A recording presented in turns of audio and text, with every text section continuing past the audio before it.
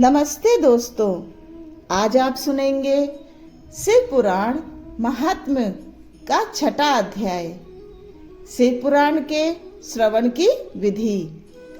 सौनक जी कहते हैं, महाप्राग सुत जी, आप धन्य एवं शिव भक्तों में श्रेष्ठ हैं। हम पर कृपा कर हमें कल्याणमय शिव पुराण के श्रवण की विधि बताइए, जिससे सभी श्रोताओं को संपूर्ण उत्तम फल की प्राप्ति हो। सुत जी ने कहा, मुने सौनक, तुम्हें संपूर्ण फल की प्राप्ति के लिए मैं शिव पुराण की विधि सविस्तार बताता हूँ। सर्वप्रथम किसी ज्योतिषी को बुलाकर दान से संतुष्ट कर उससे कथा का शुभ मुहूर्त निकलवाना चाहिए और उसकी सूचना का संदेश सभी लोगों तक पहुंचाना चाहिए कि हमारे यहाँ शिव पुराण की कथा होने वाली है। अपने कल्याण की इच्छा रखने वालों को इसे सुनने अवश्य पधारना चाहिए।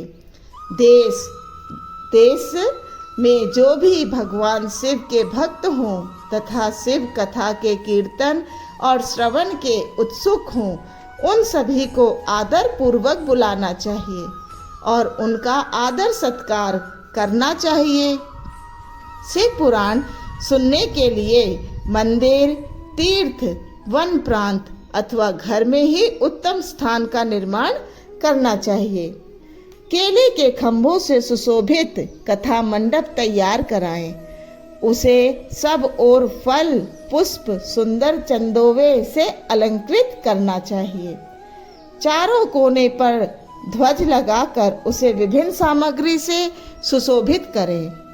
भगवान शंकर के लिए भक्ति पूर्वक दिव्य आसन का निर्माण करना चाहिए तथा कथावाचक के लिए भी दिव्य आसन का निर्माण करना चाहिए। नियम पूर्वक कथा सुनने वालों के लिए भी सुयोग आसन की व्यवस्था करें तथा अन्य लोगों के बैठने की भी व्यवस्था करें।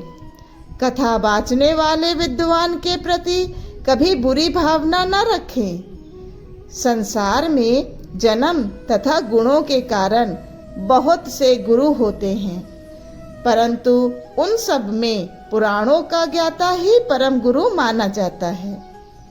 पुराणवेत्ता पवित्र, शांत, साधु, ईर्ष्या पर विजय प्राप्त करने वाला और दयालु होना चाहिए। ऐसे गुणी मनुष्य को इस पुण्यमयी कथा को वाचना चाहिए। सूर्योदय से 3:30 प्रहर तक इसे वाचने का उपयुक्त समय है। मध्याह्न काल में 2 घड़ी तक कथा बंद रखनी चाहिए ताकि लोग मल मूत्र का त्याग कर सकें। जिस दिन से कथा शुरू हो रही है उससे 1 दिन पहले व्रत ग्रहण करें। कथा के दिनों में प्रातः काल का नित्य कर्म संक्षेप में कर लेना चाहिए। वक्ता के पास उसकी सहायता हेतु एक विद्वान व्यक्ति को बैठना चाहिए, जो कि सब प्रकार के संशयों को दूर कर लोगों को समझाने में कुशल हो। कथा में आने वाले विघ्नों को दूर करने के लिए सर्वप्रथम गणेश जी का पूजन करना चाहिए। भगवान शिव व शिव पुराण की भक्ति भाव से पूजा करें। तत्पश्चात श्रोता तन मन से शुद्ध होकर आदर पूर्वक शिव पुराण की कथा सुने। जो वक्ता और श्रोता अनेक प्रकार के कर्मों से भटक रहे हों, काम आदि 6 विकारों से युक्त हों, वे पुण्य के भागी नहीं हो सकते। जो मनुष्य अपनी सभी चिंताओं को भूलकर कथा में मन लगाते हैं, उन शुद्ध बुद्धि मनुष्यों को उत्तम फल की प्राप्ति होती है। धन्यवाद।